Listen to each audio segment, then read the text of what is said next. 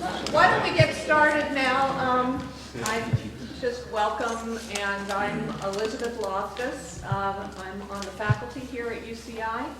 I have appointments in a number of different departments. So one of the psychology departments here, which is called Psychology and Social Behavior. Another department is called Criminology, Law, and Society. I'm also professor of law. And I got here after a long journey that started, or at least had in its, along the way, an undergraduate experience at UCLA. There was no UCI when I applied to the University of California and ended up going to UCLA as an undergraduate, and then other things happened along the way. And here I am to tell you about my research here at UCI on manufacturing memories. So as a psychological scientist who studies memory, I go through life, I notice memory problems everywhere, and still my current favorite is the memory problems that Hillary Clinton had, our current Secretary of State, when she was running for the Democratic nomination for the presidency, and she was campaigning. She talked about a trip that she had taken to Bosnia. She had this memory of this somewhat traumatic experience landing in Bosnia. And this is the description of her memory. She said, "I remember landing under sniper fire. There was supposed to be some kind of greeting ceremony at the airport, but instead we just ran with our heads down to get into the vehicles to get to our base." So she's describing this experience, and I'm not quite sure what Hillary was thinking, but she did go to Bosnia, and she was not alone on that trip to Bosnia. There were other people with her, and some of them were taking pictures. And so from those pictures, we know that the trip took place in 1996. That was her trip to Bosnia. You could see her there. She is being greeted by children. It's a very peaceful and welcoming greeting ceremony. She's there with her daughter, Chelsea. Chelsea had curly hair then. Obviously, she's now having it straightened. But that's the trip. So what is going on here? How come Hillary is telling the public about this harrowing trip and sniper fire when this is actually what happened? Well, naturally, she had to have an explanation. Before I give you her explanation, let me tell you that some people thought she was lying. One of the pundits gave her 4 Pinocchios, more than an insinuation that she was deliberately lying. 4 Pinocchios because there was no corkscrew landing, as she had described, no sniper fire, no canceled airport reception, and she was not the first lady to go into a war zone. What's Hillary going to say about this? She came up with an explanation, and she said, "I made a mistake. I had a different memory. I made a mistake. That happens. That proves I'm human," which for some people is a revelation. And what I love about this example is it shows you that all that experience, all that training, all that Yale Law School degree doesn't protect you from having false memories. So I'd like to tell you a little bit about the work that I and my collaborators, a few of whom are in this audience, Lawrence, who is a graduate student, and a couple of other students who are working in the lab with us are here today. They can answer questions if you want later on. Most of the time I am thinking about the work that we do with a lens that's focused on legal cases. Why do I care about legal cases? Well, I just have an abiding interest in legal issues. But I also have spent a fair amount of time studying cases of wrongful conviction. You just have to go to the website of the Innocence Project. You can go there for yourself. just Google Innocence Project, and you can see that we are now up to hundreds and hundreds, maybe it's hit about 265 or 70 known cases of wrongful conviction. These are people who spent 5, 10, 15 years in prison for crimes that we now know they didn't do because new developments in DNA testing have been able to show that they are actually innocent. So now you have this collection of cases, and when these cases have been studied, the major cause of those wrongful convictions is faulty human memory. So memory is pretty important, especially to these individuals and their extended families. But I have also worked on another class of cases more recently, and these are cases involving allegations of repressed memory. I'm just going to give you one example of what I'm talking about here. The example is a famous one. It involves the Ramona family. So you're looking at a father and a daughter. Gary Ramona was an executive with the Mondavi Winery. He was making $400,000 a year. He lived in a beautiful house in Napa. He loved his job. He had a terrific family. His world came crashing down when his daughter, Holly, who was actually a sophomore at UCI, went into therapy.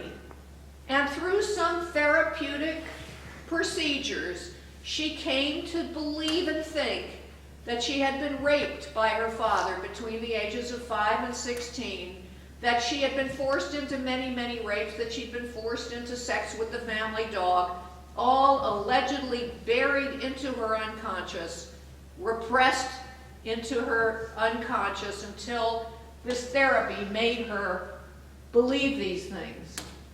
Now, I can tell you that there is no credible scientific support for the idea that memory works this way, that you could take 11 years of brutalization, banish it into the unconscious, and be completely unaware of it.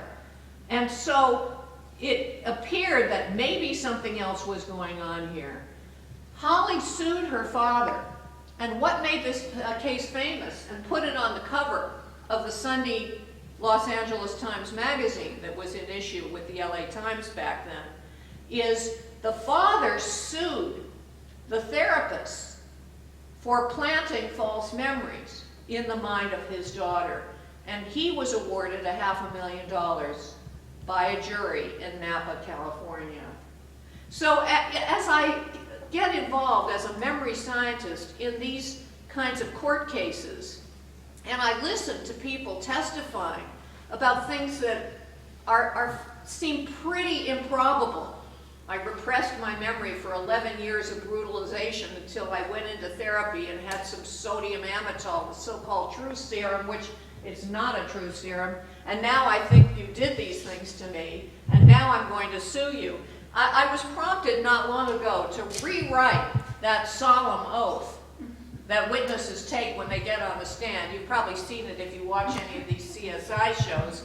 But I think this is a much more apt oath. Do you swear to tell the truth, the whole truth, or whatever it is you think you remember? And so far, since proposing this oath, it hasn't caught on, but I'm still going to keep trying. So in the work that we do, we use a number of memory paradigms. And I think these paradigms map into those two kinds of court cases. So one of the paradigms is called the misinformation paradigm. And here what happens is people see an event. After the event is over, they're exposed to some post-event information, PEI here, and then they're tested to see what they themselves remember about the event. And that's kind of like the first type of court case, where there really was a rape or there really was a murder, and somebody saw it or was either a witness or a victim, and later on has to recall what happened, sometimes getting some post-event information along the way. But in order to map into this other kind of case, the kind of thing we think may have been going on with the Ramona situation, there was no event to begin with. And we call this the rich false memory paradigm.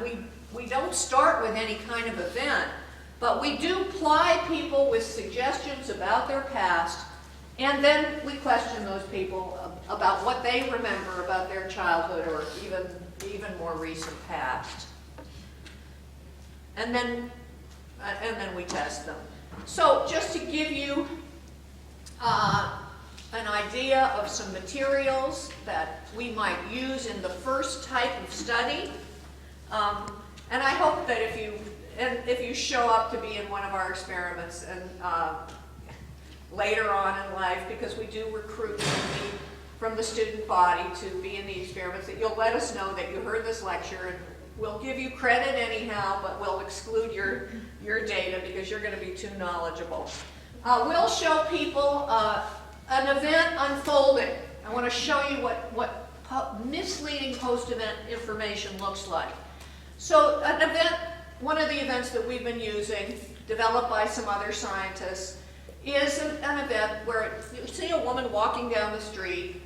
You can see this is not a California street because there's a lot of snow on the ground.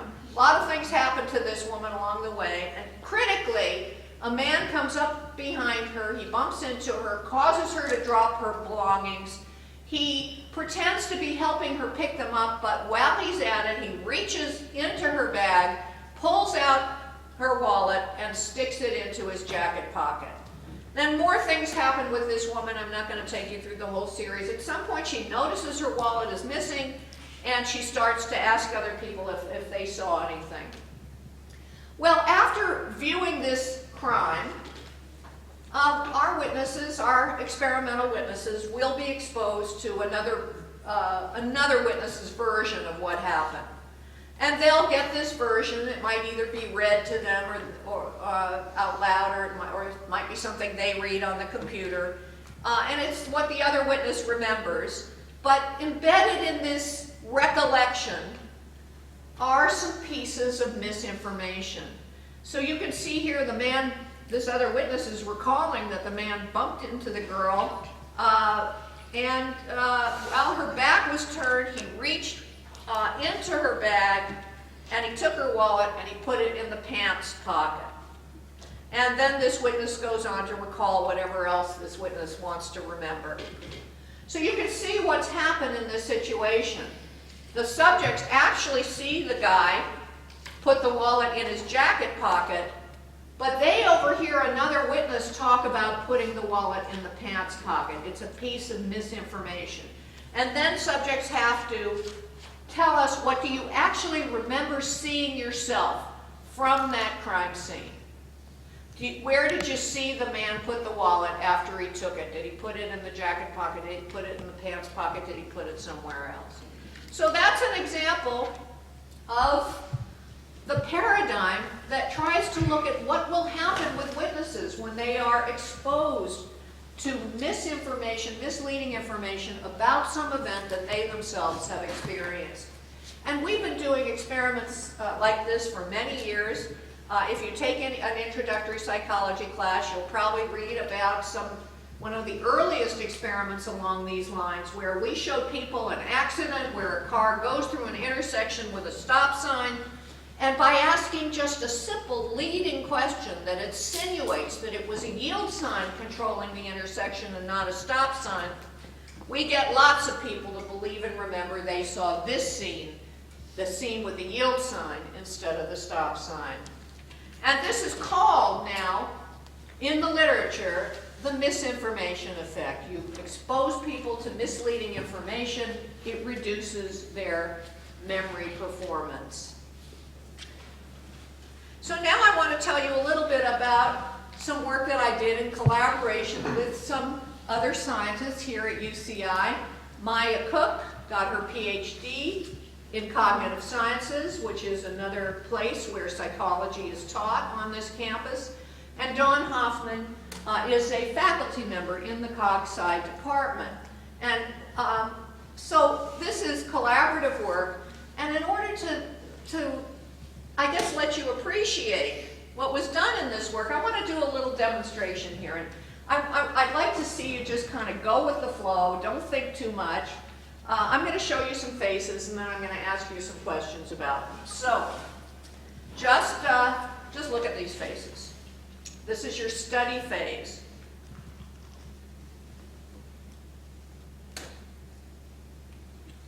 Okay, now in our experiments with these materials, there'd be many more faces, and I'd let more time pass. We'd have a longer retention interval. I don't want to use up my whole, 55 minutes with you waiting for a retention interval. So what I'm going to do is quiz you now on the faces.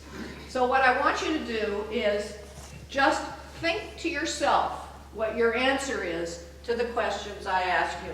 And you're going to be thinking to yourself, you don't even have to write this down, but I'm going to show you two faces. Think to yourself, don't say anything to anybody, don't grimace or whatever. Did I see the face on the left or the right in the study phase? So you're thinking to yourself, left or right? Did you see the face on the left or the right? Left or right? Just think to yourself. So in our experiments with these materials, many more quiz items and so on, more retention interval, more time would pass. We don't have time for that right now. So now you're going to get your final test. And I want to do something a little different for this final test. What I'd like you to do is raise your hand and vote for the face that you saw in the study phase. And then you can all look around and you can see how your fellow students are voting. So here's your first test pair. How many saw the one on the left? Raise your hand. In the study phase. Okay, you look around. I see lots and lots of hands. How many saw the one on the right? Raise your hand. Not a single vote for the one on the right. Okay, agreed. You're pretty uniform about that one. How about this one? How many saw the one on the left? Raise your hand. In the study phase. I don't see a single hand. How about the one on the right? Raise your hand.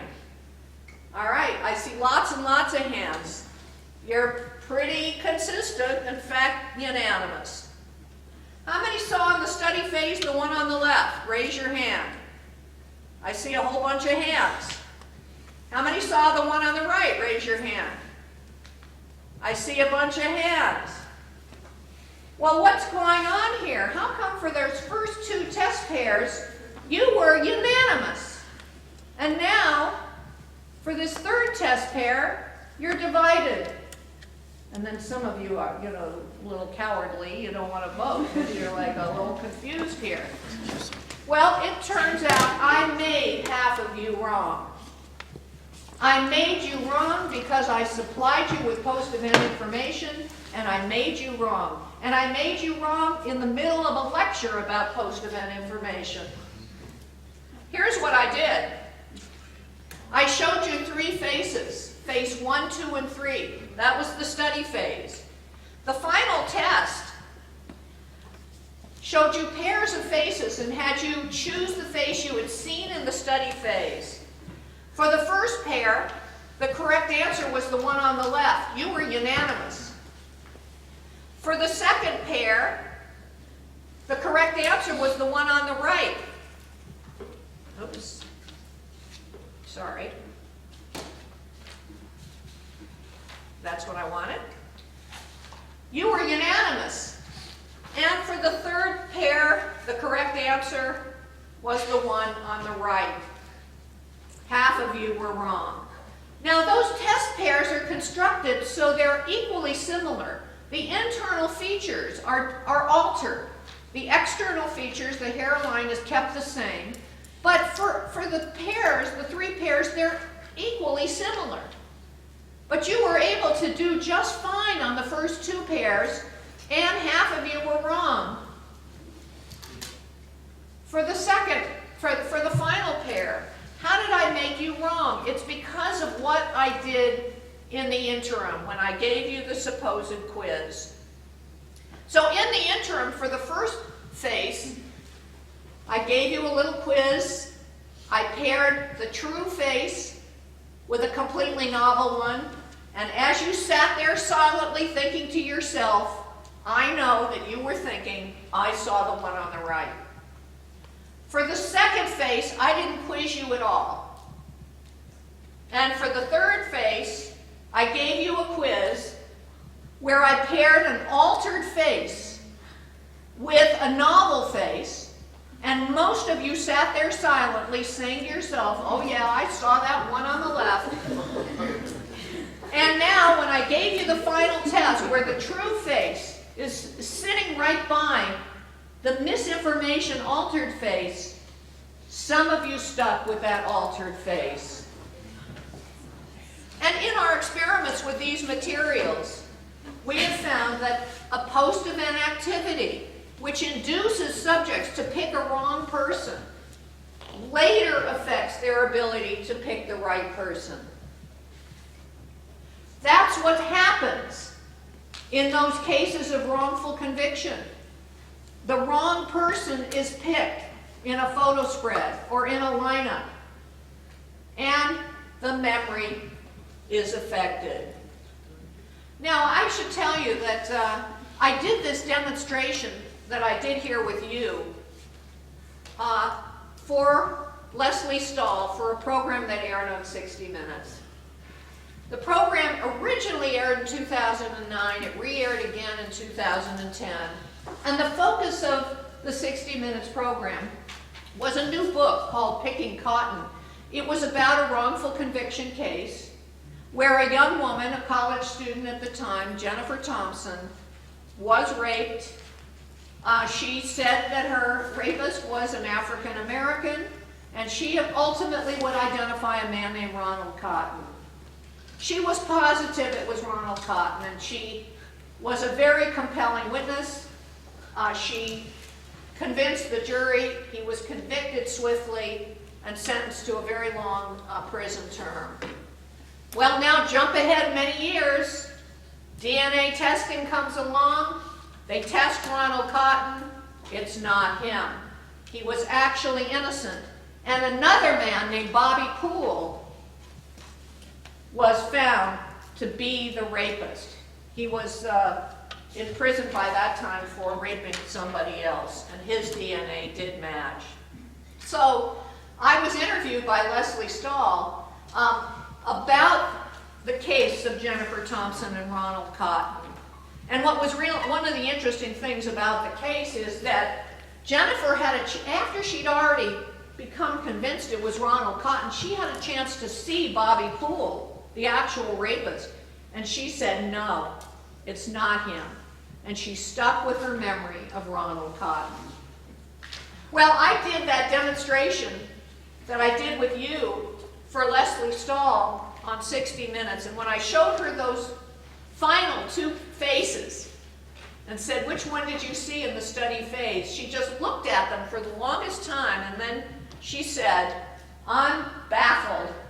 And then she went ahead and picked the wrong face. So if you're one of the people in this audience who picked the wrong face, you are in excellent company with one of the most skilled and experienced investigative journalists today.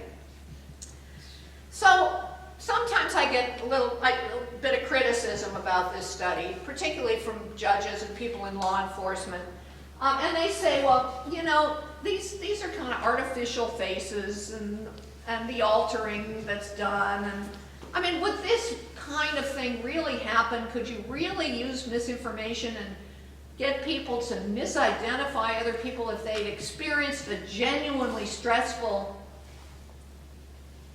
experience of some sort and then had to try to identify the person who had perpetrated that stressful experience? And that's a reasonable question. It's a question about the realism of our laboratory studies. And one way I like to answer that criticism is to talk about some recent work involving a very unusual set of subjects. These are soldiers, military personnel, soldiers, sailors, members of our military, who are undergoing Survival school training. They are learning what it's going to be like for them if they're ever captured as prisoners of war. My access to this sample of subjects comes through a psychiatrist named Charles Morgan. His friends call him Andy. And Andy has access. He's been studying these survival school soldiers for about 7 or 8 years now. And let me just tell you, he's mostly interested in their psychological and physiological responses to going through this training. To give you a sense of what the training is like, these military personnel are going to learn how to evade the enemy. They learn how to escape if they're being hunted down. They learn how to resist if they're captured or imprisoned or tortured. They are captured eventually. They're put into this mock prisoner of war camp that looks something like that. And they are hooded. They're strapped together. They're stripped of their identities. The school is, by the way, called SEER, for Survive, Evade, Resist, and Escape. So you sometimes hear people call it the SEER school or survival school. They're thrown into these little cells with third world toilets and no toilet paper. They are extracted by helicopter, which is what's going to happen to them if they're being kept in a jungle area where it's too dense for the helicopter to land. And eventually, after this horrible ordeal, they are rescued, and there's an absolute flood of emotion when that happens. The level of stress hormone, and this is from a prior paper that Andy Morgan published, showing you the cortisol levels, the stress hormone levels associated with this SEER experience. And you can see there in red, they're very high, higher than stress levels associated with other activities that are known to be stressful for people, like skydiving for the first time. To give you a sense of a kind of a personal account of what it's like, I came across a memoir not long ago of a man who, in the midst of his memoir, he talks about how he did go through the SEER school. And it was an awful experience. He talked about how he was slammed against the wall. His interrogator slapped me with his open hand at least 6 times until stars appeared in my vision. I bit my gums, my mouth filled with blood, and he underwent the waterboard torture. And Pham says he left the SEER school a few pounds lighter with a swollen mouth and an incredible fear of being captured by the enemy. So I had a chance to talk Morgan into putting misinformation into an experiment with these survival school soldiers. So just to show you a little bit about the study that we did, this is a very simplified version of a much more complicated study. And you can see from this timeline that what happens at the SEER school, for purposes of this study, is they go through 4 days of first classroom instruction, then they go through this 4 days of trying to evade the enemy out there in the wilderness, but eventually they're going to be caught. They're put into that mock prisoner of war camp. It starts with a 30-minute interrogation. That's that really stressful interrogation. And other things are going to happen to them, and eventually they'll be tested, their memory is tested, and they'll be debriefed. Somewhere in there, some of the soldiers are going to be fed misinformation about their interrogator, the one who conducted that stressful interrogation. Other soldiers will not get the misinformation. And so the misinformation, it was very simple to introduce. You say to the subject, look at this photo of your interrogator and answer some questions about what he did to you. Did he give you anything to eat? Did he give you a blanket? Did he let you speak to anybody else? But the trick is, this is a photograph of a completely different person. And so the real interrogator might be the one on the left. We'll call him the actual perp. But the one in this photo might be the one on the right. Somebody who doesn't even look that similar.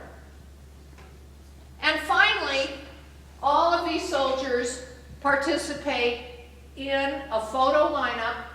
They're given 9 photos, and the real perpetrator isn't there.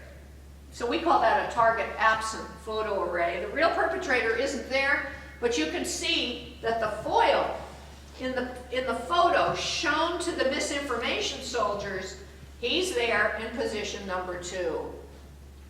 What are these soldiers fighting for our country going to do when they are faced with this 9-item test? Well, here are the data. It turns out, just look at the no misinformation condition. Half of them go ahead, 53%, and pick someone.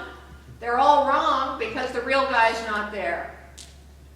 They aren't more likely to go ahead and pick that number 2 one than lots of other possible ones.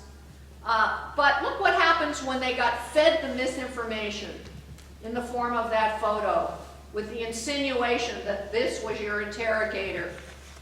91% of those misinformation subjects were wrong. They went ahead and picked someone, they're all wrong. And invariably, the most common thing they did was pick the guy in the photo.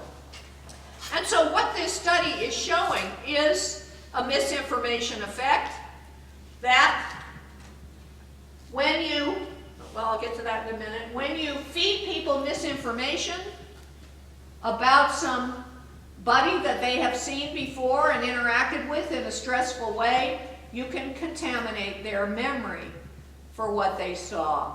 And I actually have a little bit of an uneasy feeling. You know, we're getting ready to publish these results. And, you know, what actually bothers me to some extent is that it's a bit of a recipe. It's telling the enemy, you know, if you want to commit some atrocities against people and then wipe away the memory and turn that victim's memory into something else, here's a way to do it. So I'm a little nervous about this getting into the wrong hands, but this is, you know, one of those ethical social issues about what you do with information. Is it better to have it out there so you can learn how to defend against it? Are there any circumstances at all where you don't want to see information released that might be used against innocent people? Okay, so that's just a little bit of recent work on the first kind of paradigm. But now let's go to that second kind of paradigm, the rich false memory paradigm. Because here, no event happens at all. But we're going to see whether or not we can ply people with suggestions and get them to develop a very rich false memory about something that happened to them in the past. Maybe something that happened to them in childhood. I mean, could we make people believe, as it appears that the psychotherapists may have done in the case I talked about earlier, could we make people believe that they had a really bad experience through the power of suggestion? And, you know, I'd like to just invite you for a second to think about, you know, how would you go about doing that? You're here at a college or university.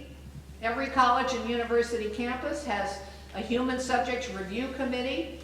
Any proposed research involving human subjects goes through these committees.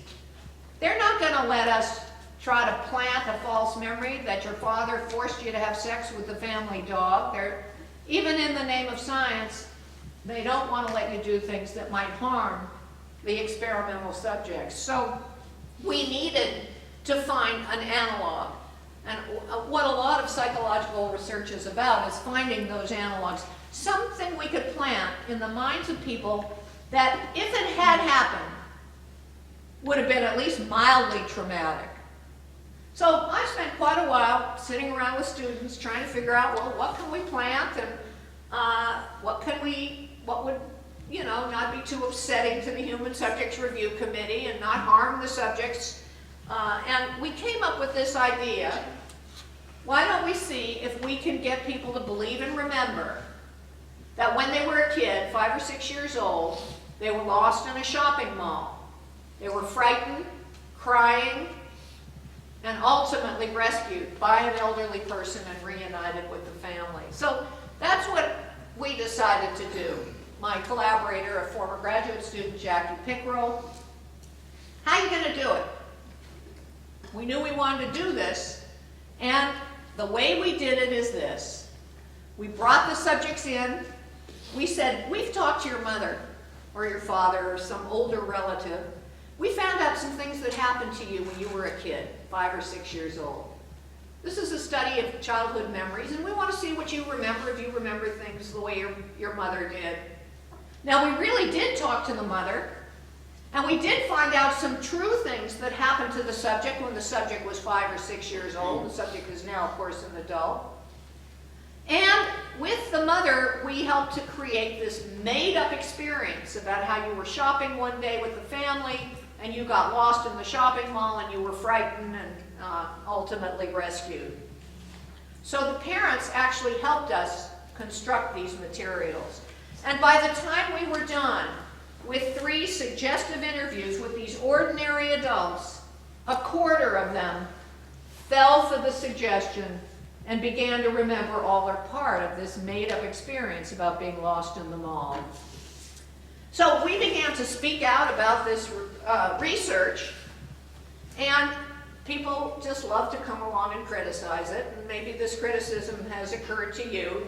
Getting lost is pretty common. Couldn't you just show that you could plant a memory for something that wouldn't be quite so common as getting lost, maybe a little more upsetting or unusual or bizarre? And other investigators came along and did just that. So one group planted a false memory that when you were a kid, you were playing near the table with a punch bowl at a family wedding, and you accidentally knocked into the punch bowl and spilled punch all over the parents of the bride. By the time these researchers were done with a few suggestive interviews, a quarter of their subjects were remembering all or part of this made-up experience about an accident at a family wedding.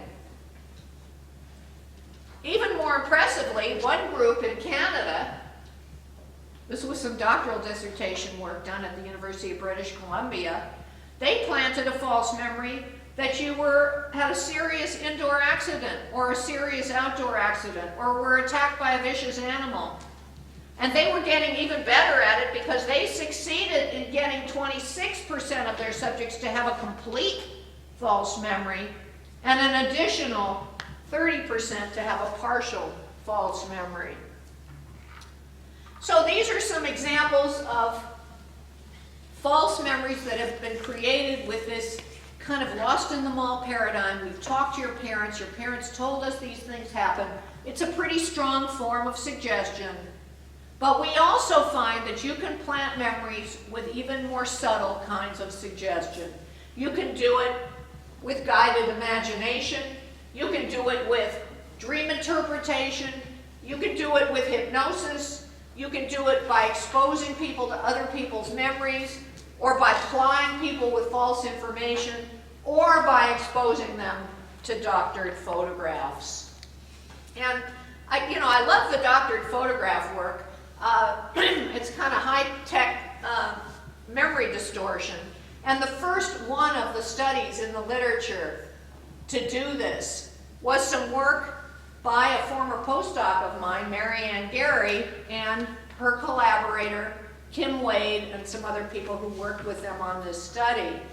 And what they did in this doctored photo study is they took a photograph of the subject when the subject was like 5 years old. He's with his father. He's now an adult. They took that old photo that they got from the family and photoshopped it into a hot air balloon ride and showed that doctored photograph to the adult subject along with some true photographs from the family archives and tried to see if they could get the subjects to remember. And about half of these subjects fell for the doctored photo and began to remember this experience about going up in a hot air balloon ride. Well, just last year, the online magazine, Slate.com, was inspired by this work. And they published an article called The Memory Doctor. And I actually have that posted on my UCI website if you want to read a little bit more about it. And as part of this series, where they were describing this work on memory distortion and false memories, they decided they would do an experiment with their online readers, a pretty sophisticated bunch, and many of them interested in politics. And so they showed people photographs of events that had ostensibly been in the news in the past, and asked their readers whether they remembered seeing this photograph before. So here's a photograph of our president shaking the hand of the president of Iran. And here's a photograph of Bush supposedly vacationing with Roger Clemens on his ranch in Texas during Hurricane Katrina. And lots of people who participated in this exercise said, oh yeah, they remembered those photos. Well, it turns out they couldn't remember them because they were doctored. So actually someone else was visiting Bush during the vacation on the ranch during Hurricane Katrina, but Roger Clemens' photograph was photoshopped into it. And our president never shook the hand of the president of Iran. He was shaking someone else's hand, but the photograph of the president of Iran was photoshopped into the scene. And yet you can see the data here from the Slate experiment, 5,000 subjects. You know, it's just wonderful what you can do online. And if you look at the pink bar on the right, you see that over a quarter of the subjects claimed they remembered seeing the Obama handshake. And the light blue bar in the middle, about 15% remembered seeing that photo of Roger Clemens vacationing at the ranch during Hurricane Katrina. And they didn't just say, oh yeah, I saw it. Some of them went on to provide additional detail in the comment boxes that were supplied. So in the one subject says, oh, big Astros fan, live in Texas, very much remember this. And on that Obama handshake, one of the subjects who fell for the photo said, did not see it happen live, but I saw photos of it. So we get attacked sometimes, and you know, our work, and when we publish our work and speak out about it and try to educate the public about the dangers of memory distortion and questioning people in inappropriate ways, some of the critics say, look, you know, maybe your work is really showing that you are reviving true memories rather than planting false ones. Maybe when you tell people about that Lost in the Mall story that you think you made up with the mother, it's just reviving a memory in the subject of actually having been lost in the mall. So in order to show that we're really planting false memories, we decided that what we're going to need to do is plant memories of things that would be implausible or even impossible. So in the implausible category, with some of my graduate students, the lead author on this is Sherry Berkowitz, and the two others, Aaron Morris and Kara Laney, all PhD students working in the lab, all of whom now have their PhDs.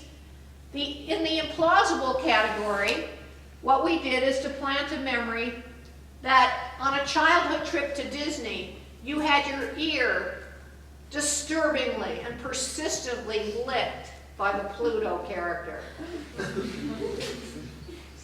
We succeeded in getting some people to remember that this happened to them, and the critics said, you know, maybe it really happened. And is that too weird? Well, it turns out they would also say maybe it really happened because sometimes, you know, molesters like to work around children, and they may go take a job at Disney, and maybe they're like licking the ears of these kids because it gives them something of a thrill. And there are at least two characters who were accused of molestation, Donald Duck and Tigger. To my knowledge, they were both acquitted. So that was the genesis. When people are trying to say maybe it really happened, now let's show that we can plant a memory for something that would be impossible. It couldn't have happened. And that's where we came up with the idea, why don't we get people to believe and remember that on a childhood trip to Disney, they met and shook hands with Bugs Bunny. Possible? I see you shaking your head no. Why? Because Bugs Bunny is not from Disney. That's right, Bugs is not from Disney. Bugs is a Warner Brothers character. He wouldn't be at a Disney resort. And when the LA Times wrote about this study after we completed it and presented it at a scientific meeting, the editorial writer said the wascally wabbit would be arrested if he tried to go to Disney. And yet, when we showed people this fake ad for Disney, and you see there's Bugs up there by the castle, and it's all about Disney, and people just have, the subjects just have to evaluate this ad. How much do you like it? Do you like the colors, the layout, the font? Well, by the time people are done, a little while later, we ask them to tell us about their own trip to Disney. Which characters do you remember meeting? Did you meet Mickey? Did you meet Minnie? Did you meet Donald Duck? Did you meet Bugs? And many of them said, yes, I remember meeting Bugs, swayed by the suggestion in this doctored advertisement. So some of the more recent work that we've done here at UCI looks at the consequences of having a false memory. When I plant a false memory in the minds of people, does it have repercussions? Does it affect later behaviors or intentions or thoughts? That was the kind of thing we want to study, the ripple effects of having a false memory. And so with my collaborators, notably Dan Bernstein, who was a postdoc, and also there you see Kara and Aaron again, who were graduate students at the time, we did some studies where we decided we would make people, we'd plant this memory. You got sick as a child eating a particular food. Because we thought, if we could make you believe you got sick eating a particular food, maybe you wouldn't want that food today. And so we would be able to demonstrate this ripple effect, a repercussion. So some of our subjects developed a false memory that they got sick eating dill pickles, others that they got sick eating hard-boiled eggs. How did we do it? Now I'm showing you another way of getting people to develop false memories. This is the false feedback procedure. Subjects come into the lab, session 1. We get a whole bunch of information from them about their interest in food, their personality, just all kinds of information, all of this to make what happens later seem more credible. They come back a week later, we tell them that we fed all their data into our really smart computer program, and it determined that certain things happened to them as a child. So Johnny Jones, here's your computer profile, and it's clear that you dislike spinach, enjoyed fried foods. These are things we think are true of many kids, just to give it more credibility. And there, italicized for you, but not for the subject, of course, you felt sick after eating hard-boiled egg. And our subjects have to elaborate on these experiences, try to imagine them and think about how it might have happened and so on. And later on, we take them to a hypothetical party. You've gone for a swim, you're hungry, there's a big table with all kinds of food on it. How likely are you to eat these various foods? There's a great big long list. This is only a portion of it. And embedded in the list are the critical items: pickles and eggs. So here's an example of the results. Here's how much people want to eat pickles and eggs at that afternoon party. They somewhat prefer eating the hard-boiled eggs than the pickles. This is when they have not been given any false feedback at all. Here's how much they want to eat the foods if they were exposed to our suggestive manipulation, but they didn't fall for it. They did not develop a false memory. Nothing much happens with them. And here's how much they want to eat the foods if they were exposed to our manipulation and they fell for it. They don't want to eat those foods as much. So I got to say, I was very excited when I first saw these results, because what we were showing here is that it's possible to plant a false memory of getting sick on a particular food, and these would have consequences for people. And my immediate thought at the time was, if we could do this for a fattening food, you know, we could be on the brink of a new dieting technique here. You know, move over Atkins. And so we set out to do it with strawberry ice cream. We did the same study, gathered data from subjects. They came back a week later. We gave them the false feedback from the really smart computer. Mary, our computer has determined that when you were a kid, you got ill eating strawberry ice cream. She's got to elaborate on that experience, try to imagine when it might have happened, dwell on the getting sick aspects of it, and here's what happened. In one of the elaboration conditions, there's how much people want to eat strawberry ice cream at this party when they haven't had any feedback at all. Here's how much they want to eat it if they were exposed to the manipulation and didn't buy it. And here's how much they want to eat it if they were exposed to the manipulation and fell for it. They didn't want to eat it as much. Well, we published these results in the Proceedings of the National Academy of Sciences, and I have to say I was very thrilled. This is always good for UCI and for research when the public takes an interest in your results. So Time Magazine devoted a whole page to the mental diet, where they described what we had done and what we had found. And they also mentioned the caveats. We don't know how long these effects are going to last. We saw them within an experimental session, but we don't know if they would last.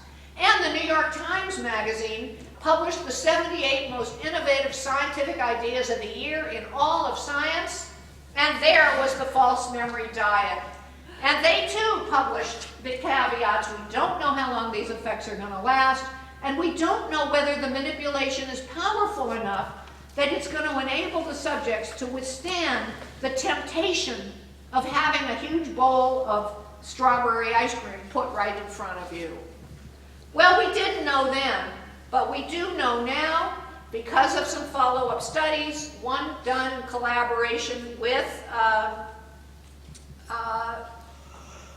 a group in the Netherlands, and Dan Bernstein, my lead postdoc on this work, showing that we could get people to believe they got sick eating egg salad sandwiches, and afterwards you give them a chance to eat. Sometime later they don't eat as many egg salad sandwiches. And simultaneously and independently, another research group in Canada, led by Ellen Scaboria, did a similar, very elegant study with peach yogurt. They made people believe they got sick eating peach yogurt as a child, and then they gave them a chance to eat a bunch of different foods, including peach yogurt. They weighed the yogurt containers afterwards. People didn't eat as much peach yogurt. So these false memories do last, and the effects of them persist. You know, it was natural for us at this point to, if you can plant a false memory that you had a bad experience with a food and people don't want it, could you plant a warm, fuzzy experience with a healthy food? And maybe people would want it more. And so with my research group, we did that. We made people believe that they had a warm, fuzzy experience. You loved asparagus the first time you tried it as a child. Then they tell us what they want to eat at a restaurant where they're out for a fancy meal. They have their choice of items, including asparagus on the menu. And we found that we could create this false memory. You just have this warm, fuzzy experience with asparagus. Those who fell for it wanted to eat asparagus more. And then we had some other manipulations designed to try to help us figure out what is going on here. At this point, what I really began to long for was a chance, and I think I'll just end with this example, to do this case study. Case studies are always a little tricky, you know. Sometimes they're illustrative, as long as you don't infer too much about them. But my fantasy is to one day be able to have access to this subject and to bring him into our laboratory, our former president. Why? Because he has said he does not like broccoli. In fact, here's what he said. I do not like broccoli. I haven't liked it since I was a little kid and my mother made me eat it. I'm president of the United States. I'm not going to eat any more broccoli. And, you know, I do have some sympathy with this position. But we believe if we could just get our hands on the former president, ply him with our manipulation, what we've learned about memory distortion, and get him to believe some things about him and broccoli in the past, it would be just a matter of time before broccoli was one of his very favorite vegetables. Well, thank you for listening, and I hope I've given you a sense of some of the work going on here at UCI.